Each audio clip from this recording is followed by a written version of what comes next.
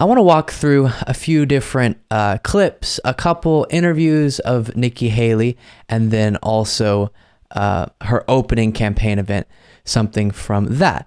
And just kind of give you a sense, what is the last 24, 48 hours of the Nikki Haley presidential campaign launch looked like, and discuss.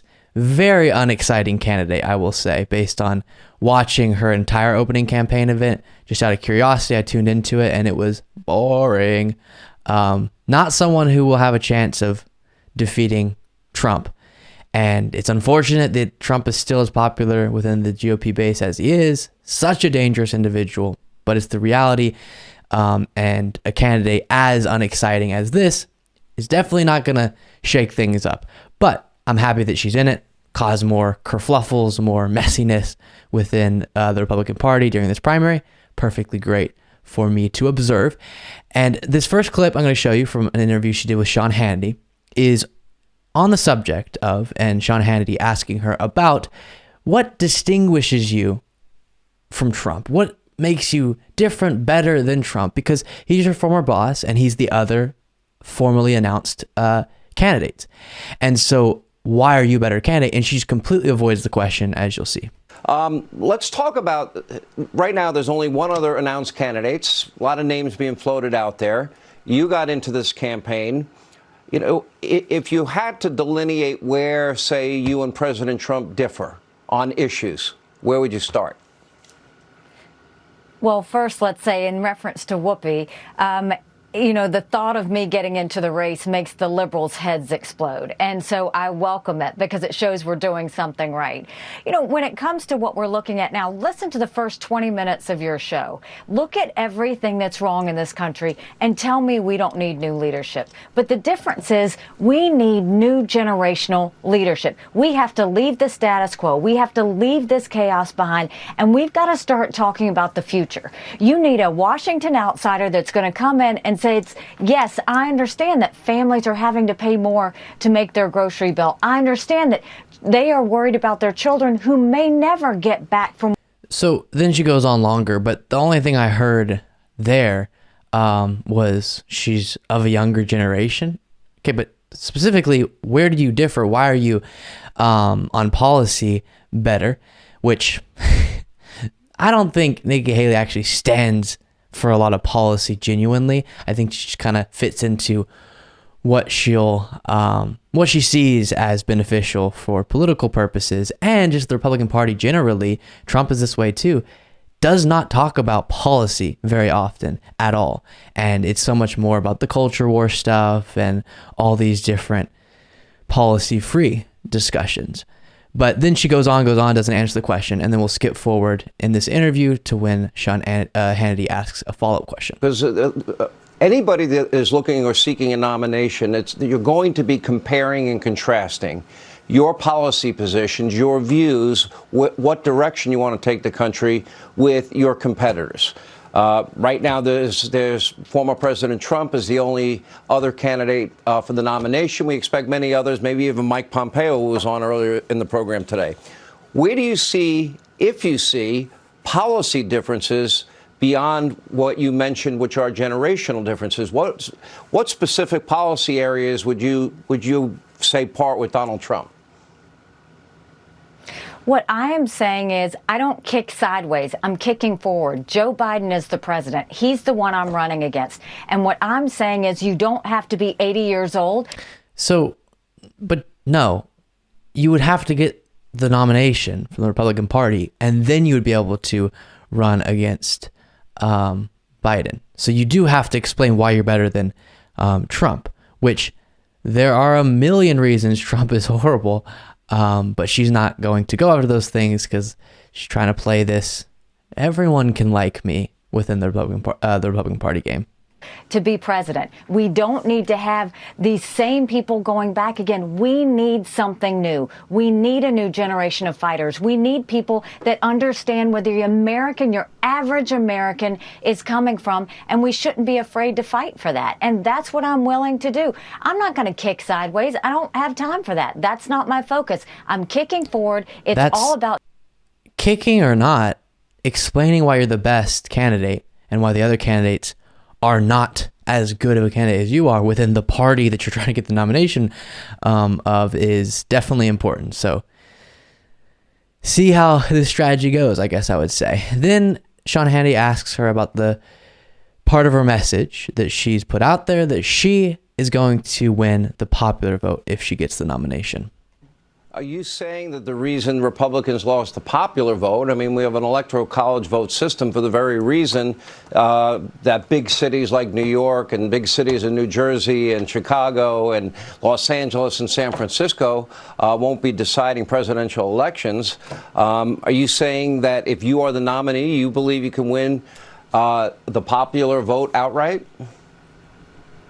I know I can. I know that you will see that we will get people that will come into our fold.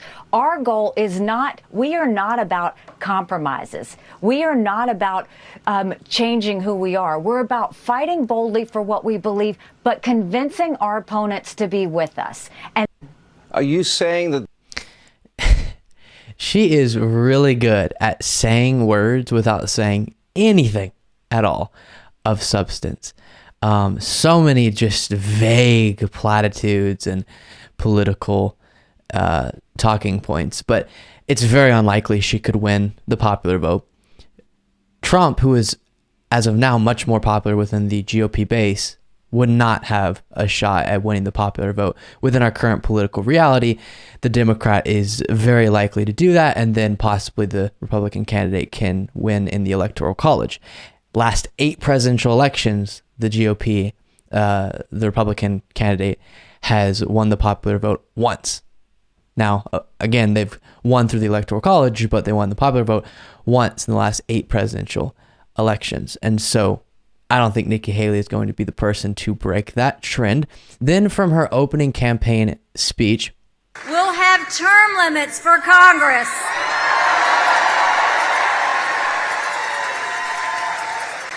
And mandatory mental competency tests for politicians over 75 years old.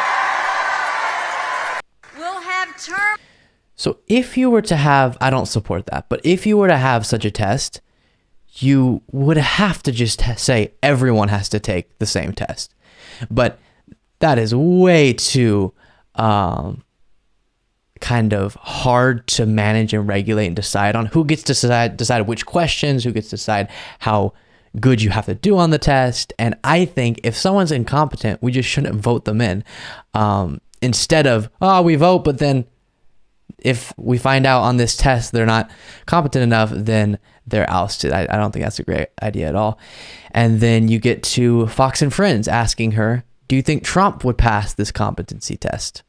How would Donald Trump do on the competency test if at 76 years old? You know, I think he did great the last time he did it. I have no reason to think he wouldn't do well this time, but I do think we need it, and it's across the board. I don't think it's for president. I think you look at Congress. Look at all the members of Congress. You have to start doing this for elected officials. When people send someone to Washington, they need to know they're at the top of their game. That's why I think those competency tests are important. How would Donald Trump do on the... So I guess what she's referring to, and you know where this is going, as far as him doing well on a past competency test, is this moment, as he so elegantly explained while he was president.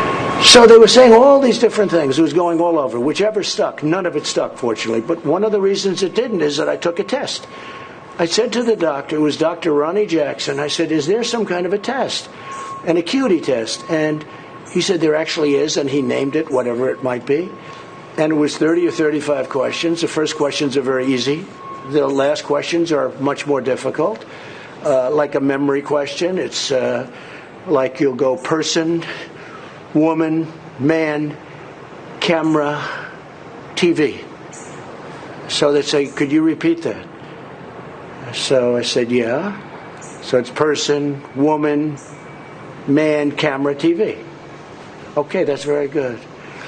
If you get it in order, you get extra points. Okay, now he's asking you other questions, and then 10 minutes, 15, 20 minutes later, they say, remember the first question? Not the first, but the 10th question? Give us that again. Can you do that again? And you go person, woman, man, camera, TV. If you get it in order, you get extra points. They said nobody gets it in order. It's actually not that easy, but for me it was easy. Okay. So, I mean, true that. Everyone should have to do that test before taking public office. It is wild. He was the president of the United States of America. That's disturbing, but let's just move on forward with a light heart. Then she makes the bold claim that America is not a racist country. Joe and Kamala even say America's racist. Nothing could be further from the truth.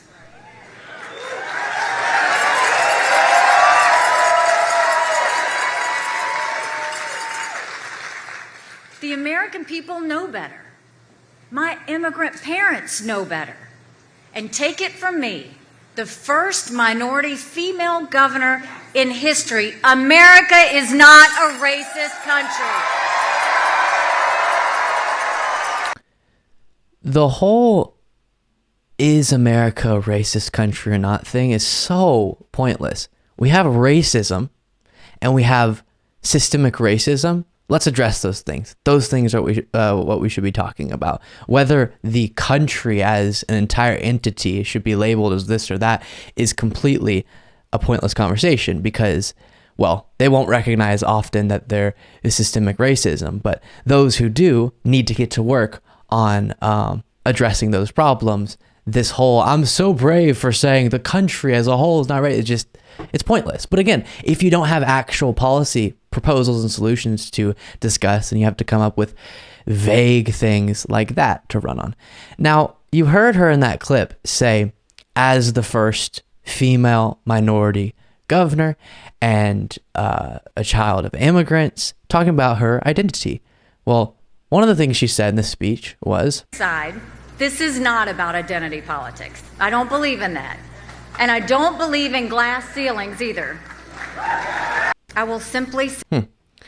So, a little inconsistent there, because I'll just say it's great to talk about your identity and talk about how the unique experience that comes along with being of different identity groups will inform your policy and political views. All that is perfectly fine, but Nikki Haley and the right will constantly say the left plays identity politics.